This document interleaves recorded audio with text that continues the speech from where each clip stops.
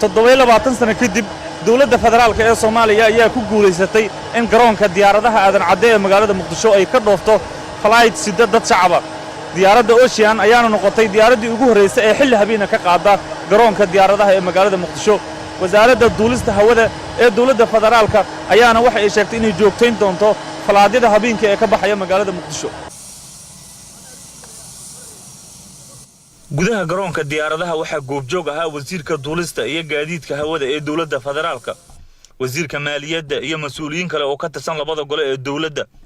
ugu horeyntii wasiirka duulista iyo gaadiidka hawada Maxamed Cabdullaahi Omar oo halkaasi ka hadlay ayaa shirkadaha diyaaradaha ka codsaday inay habeen iyo maalinba garoonka ku shaqeeyaan si shacabku ay kaga faa'iideystaan. aad arkaysiin maalintii shaqada anaga uu soo boganay dadkeena xamar jooga ayaa waxaan habeenkii ku hooyanaynaa Nairobi insha Allah taala iyo dadka dibadda ooga sii duulay intaba waxaan ku waaninaynaa ama ka codsanaynaa diyaaradaha kale iyagana inay talaabadaasi wax ku oolka shirkadda Ocean ay qabatay in lagu daydo shirkadaasi haddii Ilaahay ka raali noqdo oo habeenkii la kordhiyo diyaaradaha ka baxay meeshan xilliga xajki waad aragteen shirkadda Juba iyo shirkado kale ayaa imaanayeen habeenkii marka laakiin habeenka caawa habeenkii ugu horeysay scheduled flight oo habeen kasta khamiis ah iyo habeen kasta sabtiga ah halkan ka bixi doono wayna ku mahadsan yihiin shirkadda aad iyo aad ayaan ugu mahadcelinay. wasiirka maaliyadda Soomaaliya Cabdiraxmaan Ducaale Bayle oo isna ka mid ahaa dadkii diyaaradda raacay caawa ayaa sheegay inuu ku faraxsan yahay in Muqdisho uu ka dhoofo xilli habeena. diyaaradihii tirtirsi geliyo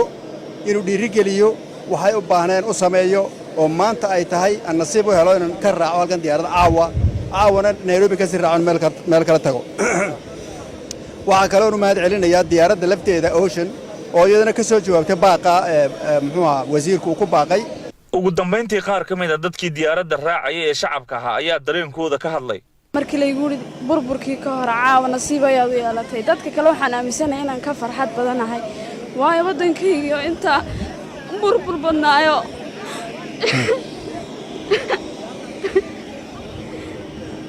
aad baan run ahaantii ugu faraxsanahay wadankayga waana jecelahay inaan mar kasta ka soo baxo